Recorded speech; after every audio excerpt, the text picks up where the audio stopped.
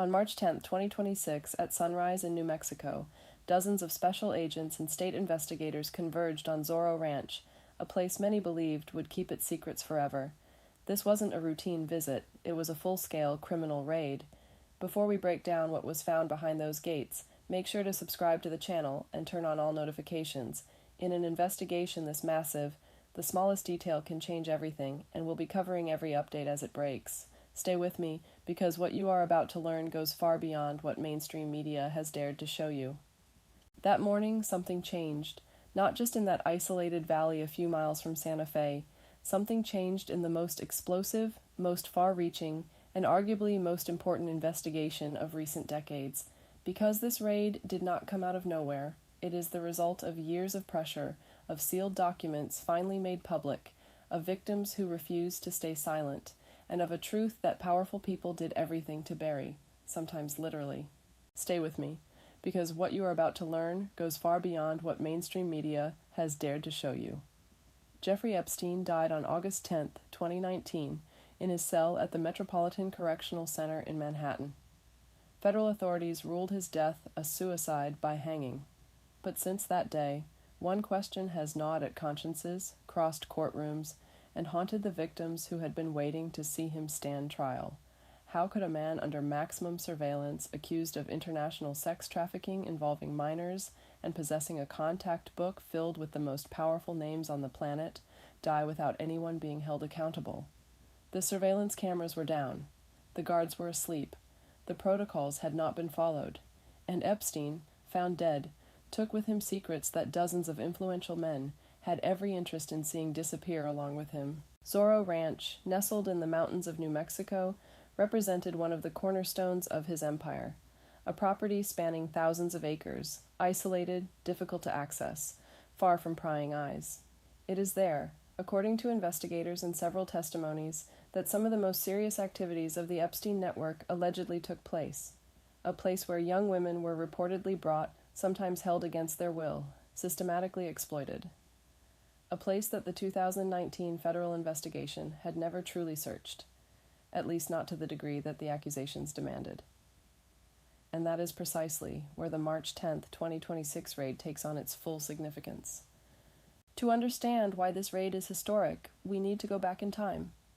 In 2019, after Epstein's death, the Federal Prosecutor's Office for the Southern District of New York had asked New Mexico state authorities to close their own criminal investigation into Zorro Ranch, the stated reason to avoid interference with ongoing federal proceedings. New Mexico authorities complied. They closed the file, and for years the property simply sat there, silent, as if the earth itself had swallowed the evidence. Then something happened that no one had anticipated with such magnitude. The United States Department of Justice, under considerable political and judicial pressure, began declassifying FBI files that had until then been hermetically sealed. Hundreds of pages, names, dates, locations, testimonies that no one had been permitted to read, and among those revelations, precise details about what allegedly took place at Zorro Ranch. Elements that, according to Attorney General Torrez, justified not only reopening the investigation, but an immediate physical search of the premises. In February 2026, Torrez officially ordered the reopening of the state's criminal investigation. He publicly declared that new facts contained in the previously sealed FBI files warranted a far more thorough examination. New Mexico's special agents and prosecutors would seek immediate access to the complete, unredacted federal case file. They would collaborate with the Epstein Truth Commission, newly established by the state legislature. Less than 3 weeks later, law enforcement vehicles were flooding Zorro Ranch. But there is one element you absolutely need to know, because it changes everything about the dynamics of this investigation. Zorro Ranch no longer belongs to Epstein's estate. In 2023, after years of probate proceedings, the property was sold. The funds were directed toward creditors of the estate. And the buyer? The family of Don Huffines, a Texas politician who had just won the Republican primary for Texas State Comptroller the week before the raid. The Huffines family stated they were fully cooperating with authorities. They granted access to investigators, and the ranch staff was praised for their professionalism by the Justice Department itself. But this situation creates a rare legal and political complexity, a criminal search tied to a network of sexual abuse and human trafficking, conducted on a property now in the hands of a rising Republican political family in Texas, in the context of a primary election that had just concluded. If you thought this case couldn't get more explosive, you were wrong. Let's talk now about what investigators are actually looking for on this ranch, because when you deploy forensic teams, sniffer dogs, and special agents across a property of this size, with this history, you are not simply searching for forgotten documents in a drawer. According to information that has filtered through and official statements from New Mexico's Justice Department, several investigative lines are on the table. First, the collection and preservation of any physical evidence still available on the premises, which includes biological traces, hidden structures, underground spaces, and surveillance systems that may still be in place or have left technological footprints. Second, establishing a precise timeline of the activities that took place on the property between the early 2000s and Epstein's death in 2019. Who came, how often, under what conditions, who knew, and who organized these visits. Third, and perhaps the most politically sensitive, identifying individuals who may have been complicit in the alleged criminal activities, not Epstein himself, since he is dead, but those who facilitated, protected, or benefited from the network he ran. Because Epstein was not alone, he never was, and that is where the true stakes of everything happening right now lie. The name Ghislaine Maxwell inevitably surfaces in any serious conversation about the Epstein case. Convicted in December 2021 for sex trafficking of minors and complicity in Epstein's crimes, she is currently serving a 20-year prison sentence. But her conviction, as significant as it is, did not close the file. On the contrary, it blew it wide open. Because Maxwell was not simply Epstein's main accomplice, she was, according to numerous testimonies, the operational architect of his network, the one who recruited, who organized, who maintained contact with high-ranking figures. And if Maxwell knows what happened at Zorro Ranch, and she almost certainly does, the question that arises is, has she talked? Has she passed information to investigators in exchange for a sentence reduction? Her lawyers have filed motions to that effect. The answers remain murky, but here is what is certain. The declassified FBI files mention Zorro Ranch explicitly. Victims who testified in civil proceedings describe trips to this property. And New Mexico investigators now have, for the first time, full and complete authorization to go and find whatever may still be there. We also need to talk about a political phenomenon surrounding this case that partly explains its timing. Pressure around the Epstein files has never been higher than it is right now. U.S. Attorney General Pam Bondi was summoned before a bipartisan House committee due to growing frustration among lawmakers over the pace at which the federal Justice Department has been releasing Epstein files. Members of Congress on both sides of the political aisle have demanded answers. Representative James Comer publicly stated he wants Epstein's prison guard questioned before the committee. Howard Lutnick, Trump's Secretary of Commerce, was also summoned before the House Investigative Committee. This is not a partisan matter. It is a case that transcends traditional political divides because it touches on something fundamental: the ability of the most powerful to evade justice for years, even decades, while their victims waited. And now, in New Mexico, investigators are turning over the soil of Zorro Ranch. Let's take a moment to consider the perspective of the victims, because in the flood of political revelations, jurisdictional battles, and institutional maneuvering, it is easy to forget that there are women, most of them recruited while they were still teenagers, who lived through things whose nature is unspeakable. These women waited for years. Some testified, sometimes publicly, at the cost of a traumatic exposure.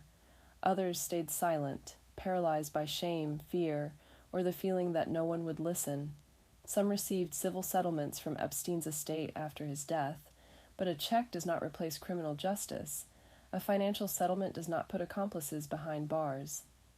The raid on Zorro Ranch is, for them, a sign that something is finally moving, that the state of New Mexico, after closing its file in 2019 at federal request, has decided to wait no longer. That physical evidence may still be there, in that soil, in those structures, in those spaces that no one has officially explored with the authority of an open criminal investigation. New Mexico's Justice Department also stated in its press release that it would continue supporting victims throughout the process. That is an important declaration of intent, not merely an investigation into past events, but a commitment that recognizes real people were harmed and that their truth deserves to be heard. The Epstein Truth Commission, recently created by the New Mexico State Legislature, is also a key element of this dynamic. It is a rare mechanism in American law. An official investigative commission, equipped with investigative powers, specifically dedicated to shedding light on what happened on state territory. Attorney General Torrez indicated that his teams would work closely with this commission. That means something concrete: the evidence collected during the March 10 raid, the documents seized, the forensic elements analyzed. All of it could feed not only potential criminal prosecutions, but also a public report, accessible to citizens, tracing precisely what took place at Zorro Ranch. This is the transparency that victims have been demanding for years, and it is a transparency that certain individuals deeply dread, because the names that could appear in that report are not unknowns. Let us now ask what this raid can realistically produce in terms of concrete results. Forensic and criminal law experts agree, a property of this size, after years of partial inactivity, can still harbor significant amounts of physical evidence. The built structures, houses, outbuildings, hangars, may contain wiring systems for surveillance cameras whose recordings, even if erased, can sometimes be partially recovered through advanced digital forensic techniques. The grounds themselves, if underground structures were referenced in certain testimonies, can be explored using non-invasive ground-penetrating radar technology. Documents, even old ones, are often more resilient than expected. Journals, lists of names, paper correspondence that no one thought to destroy because no one imagined investigators would ever return. Objects belonging to victims, biological traces in confined spaces, and perhaps most importantly, testimonies. Ranch staff members who were there at the time, who saw things, and who never had the opportunity or the courage to speak officially to investigators armed with real criminal authority. This raid changes their legal situation. It gives them an opportunity and perhaps an obligation to finally tell the truth. Attorney General Torrez was explicit about his approach. Follow the facts wherever they lead. Carefully assess jurisdictional questions. Act quickly and methodically. These are words that sound like a promise, but also like a warning to anyone who might still have something to hide. Because here is what must be understood about the American legal system in a case like this. Jurisdictions overlap and intertwine. The federal government has its own investigation. The state of New Mexico is now running its own. The Truth Commission has its own investigative powers. The victims' civil attorneys have filed motions to access the same files. This convergence creates extraordinary pressure. When multiple jurisdictions seek the same evidence with different legal tools, it becomes exponentially harder for anyone to hide behind procedures, appeals, or delaying tactics. The walls are closing in, and that is exactly what dozens of victims have been waiting years to see.